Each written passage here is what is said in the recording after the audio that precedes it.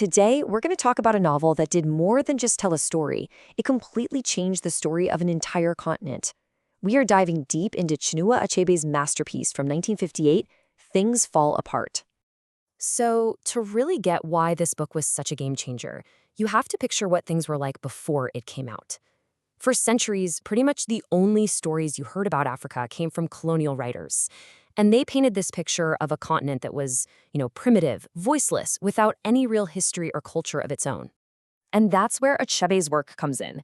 It was this powerful act of reclamation. He wasn't just writing a book, he was taking back the narrative, determined to tell the story of his people from the inside. And you can really see the difference here. On the one hand, you had the colonial view from books like Joseph Conrad's Heart of Darkness, which basically treated Africa as this dark, savage background. But then Achebe showed us the reality, a society that was incredibly organized, deeply philosophical, and just buzzing with culture. And the way he did this was by dropping us right into the world of the Igbo people. I mean, he shows us everything. Their complex social rituals, their beliefs, their systems of justice, their incredible tradition of storytelling.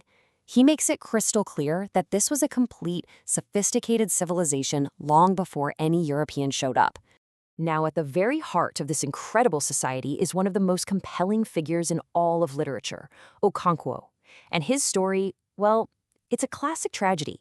It's the story of a great man who is brought down by the very things that made him strong. So what do we mean by a tragic hero? It's a classic idea, Think of characters like Macbeth, these powerful, respected guys whose own flaws lead them straight to their doom. Well, Okonkwo fits that mold perfectly. He is celebrated for his strength and his drive, but ultimately, those are the very things that destroy him. So what is his fatal flaw? It all boils down to one single thing, an absolutely overwhelming fear of weakness. And this all comes from his father, Anoka, who the village saw as lazy and soft. Okonkwo spends his entire life trying to be the exact opposite of him.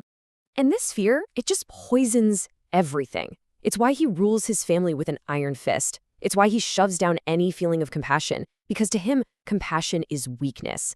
And most importantly, it makes him totally rigid, completely unable to adapt when his world starts to change fast. But here's the thing. Okonkwo's personal tragedy isn't happening in a bubble. His internal collapse is happening at the exact same time his entire society is facing this massive external threat, the arrival of British colonialists. This really lays out the collision course, doesn't it? On one side, you have the Igbo world, built on community, tradition, and respect for ancestors. And on the other, you have this disruptive new force, colonialism, bringing in its own churches, its own courts, its own laws that completely trample on the existing way of life. And this takeover doesn't happen all at once. It's systematic. First, the missionaries show up, and they start to chip away at the community's beliefs. Then come the administrators, setting up their own courts and making the traditional leaders powerless. For a man like Okonkwo, who is all about tradition and strength, this new world is simply impossible to deal with.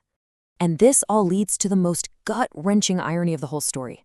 Okonkwo realizes his people won't fight back, and he's just filled with despair. So he takes his own life, which, in his own culture, is seen as an abomination. In his final attempt to defend his traditions, he commits an act that profoundly violates them. It's just devastating. The story is incredibly powerful, but its legacy goes way beyond the final page.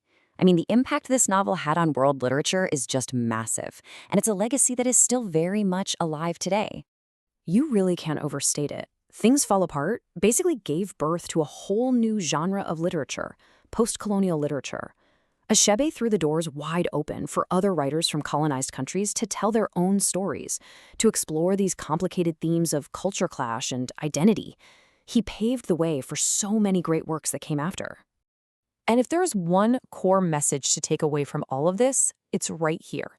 What Achebe proved is that history isn't just one story told by the winners. It's a conversation. It's a messy, complicated dialogue between different cultures, different memories, and different voices. So, we're left with this huge question, the one that people have been debating ever since the book was published. Was Okonkwo's downfall his own fault, a result of his personal flaws?